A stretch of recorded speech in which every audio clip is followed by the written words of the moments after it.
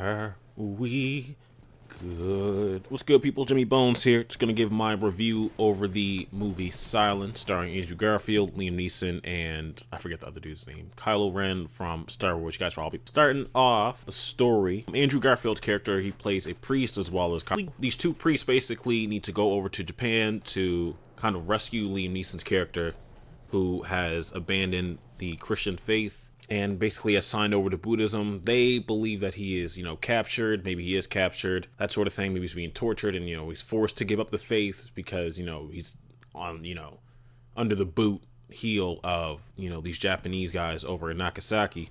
And, they're forcing him to give up his beliefs and faith because, Christianity was back then. This movie takes place in 1640 to 1680s, roughly the time frame for this movie. And during that time, Christianity in Japan was completely outlawed. If you weren't a Buddhist at that time, then you were beheaded, you were tortured until, you turned a new leaf and, signed over completely to Buddhism and abandoning Christ as your Lord and Savior. So these two priests go over to Japan to save Liam Neeson's character because they believe that he's in danger.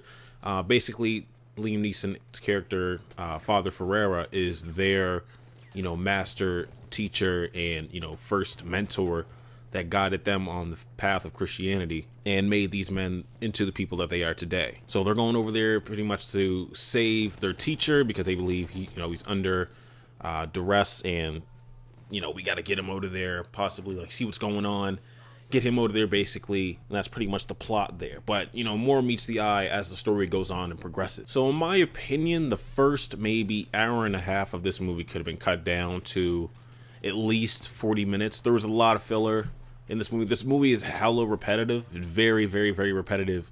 If you've seen The Revenant, then you can kind of compare the two. Really, in my opinion, you can see the vibe that they were going for with this movie. In The Revenant, for instance, physically Leonardo DiCaprio's Hugh Glass character is at rock bottom within the first half an hour of the movie, and then the other 2 hours he's trying to rebuild himself, as well as go and kill Fitzgerald, played by Tom Hardy. So basically he's trying to rebuild himself in The Revenant to try and kill Tom Hardy. Basically a revenge story in The Revenant. Physically he's at rock bottom, but in this movie Silence, he is emotionally and mentally not at rock bottom from the jump, but slowly you can see his face start diminishing, questioning God and whatnot, because he's just seeing so much danger and so much stress and so much ugliness from and disgusting traits from humanity. And he has to question it, God, why are you not helping me? Pretty much, why are you not here? I believe the movie's called Silent because about an hour and a half into the movie starts talking to God, or starts praying, and I think it was your silence is overbearing, you're testing my silence, something like that. Pretty much I got from that, silence was a code word for faith. You're just praying to God, you're not getting anything back, you're getting nothing back but silence, and you have to keep up and uphold that faith in God because he is an entity and you can't really hear anything but the silence. So that's pretty much that's what I got from the headline, or the title of the movie. Silence is code word for faith, so if it was called Faith. So basically by the end of it, I had thought that it wasn't boring, I'll definitely say that, but I knew within the first 10 seconds of the movie that it would not be a movie that I would want to watch over and over and over again.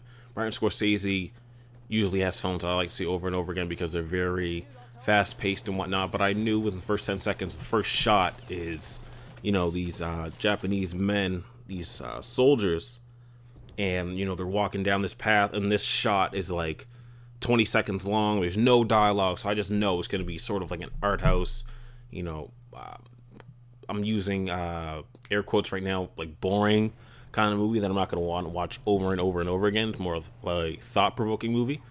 I thought overall, though, it was solid for a first watch, but to watch it over and over again, definitely not. So the ending, I thought the ending definitely threw me off because I thought he would have got over there, he would have saw Liam Neeson. Liam Neeson's only in the movie for probably the last half an hour of the movie. I thought he would have got over there, he'd been Father, you have to come back, blah, blah, blah. I thought they would have gotten in a room by themselves and been Father, you need to come back with me, blah, blah, blah.